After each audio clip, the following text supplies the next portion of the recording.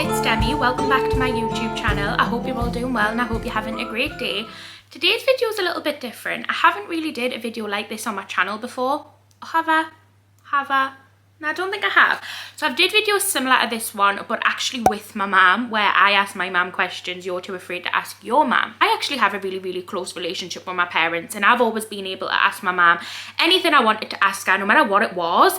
But I know that not everybody feels comfortable or is fortunate enough to be able to approach their parents about certain topics. Therefore, I thought I would do a video like this one, where basically I asked you guys to ask us questions that you are too afraid to ask your parents. And we're going to have a deep chat about all of the things that you may not have anybody to ask about. Please do also remember that I am not a professional at anything that I'm going to talk about today. I'm just a 26-year-old girl talking about my personal experience. I've got a cuppa in a pumpkin mug, so it totally fits the vibe of autumn. We've got a candle going. Who the hell is she? It actually smells so good. It smells of sweet orange, and I'm just like, give me a little bit of you, sweet orange. Give us this. Yeah, without further rat-a-tat-tat, we'll just get straight into the questions. If you like this type of video and would like a part 2, if you feel like there's things that I didn't get around to covering in this video, let us know by giving this one a thumbs up and subscribe down below. But without further rat-a-tat-tat, let's get into question number 1. I get so many questions, and I always have done, about people losing their virginity. So we're gonna chat, okay? And I've spoke about this quite a few times before when I've did videos like this with me mum, but when I was in high school, I was quite desperate to lose my V. Like, not gonna lie, it just wasn't something I wanted. I wanted to experience sex, and it was something that I was quite desperate to do. However, I did wait until I was 16 years old. I would recommend waiting until you're 16 years old. It is the legal age. I just feel at that age, you know, I do still feel like it's really young, to be completely honest, but it is the legal age. I feel like at 16 you are a little bit more aware of the world, and yeah. If you're over the legal age though and you're still wondering like when is the right time to lose your V, if you're wondering that question, I would probably say it's not the right time, to be completely honest, because I feel like when I was ready to lose my V, I knew it was what I wanted. I knew that it was the time for me. I felt mature enough, I felt comfortable enough to do it with Sean, because that's who I lost my V to. I just felt like I was ready, and I feel like if you're still having doubts, if you're still not sure, then maybe you haven't hit that point of it is the right time for you. But also, like, don't ever feel pressured by anybody, whether it be a male, a female, a friend, a group of friends. Don't ever let anybody pressure you in anything, because honestly, it's not that big of a deal. It doesn't matter if you're 30 years old and still haven't lost your virginity. Like, that doesn't matter, because it's when you feel right, it's when you meet that person, and it's, if it happens, amazingly. And some people just don't even want it to happen anyway, and that is also completely fine. There's this pressure from a young age to be interested in sex and sexual relationships and all of that, but you know, for me, I was quite sex obsessed, but for a lot of people that didn't come until I was kind of 15, 16. A lot of my friends were interested in boys quite a lot earlier than that, and I feel like don't feel pressure to even be interested in it. If you're not interested, you're not interested. It's not the end of the world, and you don't have to be interested when everybody else is. Take things slowly and you will know when the time is right for you. The next question that comes up all of the time is it okay to own sex toys? And I know why this question is asked, because definitely when I grew up, there was a taboo around owning a sex toy, and I'm not really sure why. I don't know why there's that taboo there. Sexual pleasure is so normal. It's as normal as having sex. It's as normal as having a kiss with somebody. So I don't see why there's the stigma around girls owning sex toys, girls wanting to own sex toys or anything like that, because I just think we're in the 21st century. Let's just lay something out right now. Yes, it is completely normal to want or to own sex toys. That being said, this is the brand new toy from Lilo, the Lilo Dot. Nothing compares. Nothing compares. What is so unique about this product, unique feature of this, which I've not seen a sex toy like it, is this part here, which is a movable, bendable tip, which moves in motions to allow you to build a perfect orgasm. It makes it even more special to be able to orgasm one after the other. That's because of the way that it's made and the extreme precision that it can give. Lilo is actually a Swedish sexual well-being brand, and their whole aim is to break the taboos around sexual well-being. Plenty of settings for you to play around with to find the perfect one for you. It also has a infinite loop technology, which I just think is so good, and it's a really smooth premium silicone. You can tell that it's made to a super high standard and quality, which is what you want with your sex toys. You don't want to be using anything that's made from cheap materials that could cause irritation irritations or anything like that. You want the highest quality product. It is fully waterproof, so you can have yourself a little bit of fun in the bath or the shower. And you do get 1 year warranty on your Lilo and a 10-year guarantee. So it is a little bit of an investment that you have to make, but you do know that it is going to give you the longevity and last you quite a long time. If you click the link in my description, it will take you to Lilo's website where there's an opportunity for you to win gifts. There's a personality quiz on there which you fill out, and then you do have the opportunity to win some gifts, which is really, really exciting. If you would like to find out more or have a look to purchase one for yourself, click the link in the description, which will give you much more information, and then yeah, you can see if you feel like it's going to be for you or not. But to summarize the question, no, there's absolutely nothing wrong with owning sex toy, and I feel like it is something we need to really break the stigma of, because, you know, everybody's curious, everybody wants to have fun, whether it be with or without their partner, and we shouldn't be made to feel like crap because of that, because it is normal. Someone asked us, what age do you stop having sex? I don't know, but I did wonder this a lot as I was growing up. But to be honest, if it's still working, if you can still go for it, go for it. Like, I don't know, but it was so funny because I remember when I did like a video like this with my mum, and I asked my mum, like, do you still have sex? And she was like, yeah, blah, blah, blah. And I was like, God, but it is something you ask, isn't it? Like, you see with your friends, like, can you imagine your parents doing it? Like, do you still have sex? Another question I get a lot of the time is, how do you know when you've had an orgasm, or how do you learn to kind of get to an orgasm point? As you may know, a lot of women will have sex and not actually orgasm, and this is actually really, really common. I feel like sex toys can definitely help with this, going back to Lilo, but I feel like it is something that can really, really help in terms of exploring what works for you and what doesn't work for you, what you like and what you don't like.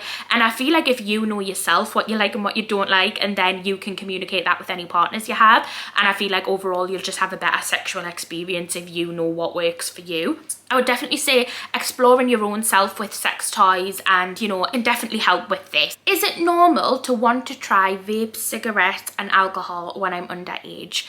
It's normal to want to try, but I would just say try not to. I mean, don't get me wrong, we've all had a drink before we're 18, haven't we? Like, whether it be at a family party or they out with friends and you get a hold of a cider or something, we all have been there and did that. But yeah, it's definitely normal, especially if there's people around you doing these things. It's definitely normal to be curious, to want to try. You know, everybody wants to experiment with things, especially when we're in school and we hear people talking about things that we know nothing about. You want to experiment, you want to know more, and you want to know what it feels like. I mean, I think for ages I was dying to try cigarettes. Like, for a long, long time I was like dying to try cigarettes. When I eventually tried them, I didn't like them at all. Every now and again, if I'm drunk, I may have one, but it's not something that I do consistently. I don't like the smell. I just give us a bad throat, to be completely honest. Like, it's definitely normal to want to try these things, but all I would say is, honestly, I mean, I can't tell you not to try them. If you're going to do it, you're going to do it. And I think my mum's always had such a good mindset with me in terms of, like, I'm not going to tell you not to do something, because if you're going to do it, you're going to do it. But at least try and do it safely. If you are going to try anything, whether it be a cigarette or anything like that, you know where it come from. You got it from somebody who you trust and know. And yeah, I'm not going to tell you not to do things, because I feel like my mum definitely had the right mindset with this. She never told us not to do anything, and it kind of made us not that bothered, because I feel like if I was told I couldn't do something or I wasn't allowed to do something, I would be a lot more curious. But my mum always said to me, if you want to try a tab, come to me, I'll get you a tab, you can try it with me. If you want to have some alcohol, come with me, make sure I get you the alcohol. I don't want you getting no dodgy alcohol. And I feel like that definitely made us had a much better relationship with my mum, but also not made us as curious. Like, I wasn't bothered because I knew I could. Obviously, I know this is so circumstantial, and some parents will be like, don't you ever touch alcohol or cigarettes, blah, blah, blah. I'm not your mum, so I can't really help with this, but it's not wrong to be curious, not at all. The next question, which I really like, is how do you know when somebody's given clear consent? This is so important, and I feel like nowadays especially, it's so important to make sure that you are giving but also receiving clear consent. This goes both ways, male and female. I feel like, you know, a lot of the time when people speak about clear consent, they're like, make sure the girl's giving you clear consent, the girl. Everybody needs to be able to give clear consent. So for me, if you're going to have sex with somebody who is intoxicated, who isn't aware of the surroundings, that's not clear consent. Obviously, in the UK, they have to be over the age of 16 to be able to make that decision. So if you are having sex with somebody under the age of 16, not good. If somebody who you are about to have sexual intercourse with has had a high volume of alcohol, is intoxicated, not aware of the surroundings, maybe not. I wouldn't do that. Wait. Because again, can that person really give you clear consent that you know could make the decision? I think asking questions and being talkative with your partner in the bedroom or anything like that is so important, because I feel like clear communication gives you the best experience in the bedroom. If you're both shy, not knowing what to do, fumbling, not being clear with each other, I feel like that's when you're going to have something complicated. Ask the questions. Do you want to? Are you okay with this? Does this feel good? Ask the questions, but make sure you get clear consent. Please, please, please. If there's any reason why you feel like you haven't been given clear consent, maybe don't. Just don't go there. Just don't. It's not worth it. It's not worth what could come of it. It's not worth the hassle. It's not worth the trauma you could be putting somebody else through potentially. So just be clear. Just ask the questions and make sure that the person is able to give you a direct answer. I'm too embarrassed to buy condoms. How can I get them? I went through this stage as a youngin'. When me and Sean first got together, I was quite embarrassed to buy condoms, didn't want to buy them. So some things that I know of, in my college, they actually had something called a C card, which was like a condom card. And they had a sexual health well-being clinic where you could go in and just grab condoms. And it was really, really, really helpful for people who maybe didn't want to buy them, didn't have the money to buy them, because it is so important that you're using condoms if you are sexually active. You say if colleges around you have that, or even your doctors and GPs. I know that to under 20-year-olds. My GP anyway used to give out free condoms. So if that is something that you feel like you're struggling to get your hands on, just ask your GP, see if they're able to give you anything. But please, please, please use condoms. I mean, it's so important when it comes to STI, also unwanted pregnancies as well. Like you don't want none of that to happen. So just please make sure that you are getting hold of them some way. Is period sex okay? Period sex is completely fine when it comes to the scientific side of things. However, it is a personal preference between you and your partner or partners if you want to have period sex. For me personally, it's a little bit messy, unnecessary mess, not the biggest fan of it, but there's nothing wrong with it scientifically to say you can't have period sex. Anyway, I've been recording for quite a long time, so I am going to end this video here. I feel like it's being very sex orientated, but there's nothing wrong with that. We need to start opening up the topic of sex a little bit more and talking about it, especially when it comes to the newer generation of people. I feel like education is key when it comes to sex and sexual health and well-being and everything like that, because if people don't know, they're not then going to be able to make informed decisions for themselves. Whereas if they have information available for them, I feel like then they can make decisions for themselves and they can be a lot more informed and educated on the decisions that's actually being made. So I have no problem talking about this type of thing. Some of you might be sitting there going, oh my god, why is she talking about this on the internet? I simply do not care. I think it's much more important to educate than to hide and not talk about this type of thing. So yeah, I was very fortunate that I had a man that I could ask these questions to, but I know not everybody is in that situation.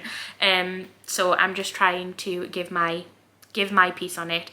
Anyway, I'm gonna go. I really hope you enjoyed this video. If you would like a part 2, let us know. We can do a part 2. If there's any questions I didn't answer, leave them below or message me privately and I will try and answer them for you. But without further rat-a-tat-tat, I'll speak to you all later. And yeah, thank you for watching. Bye!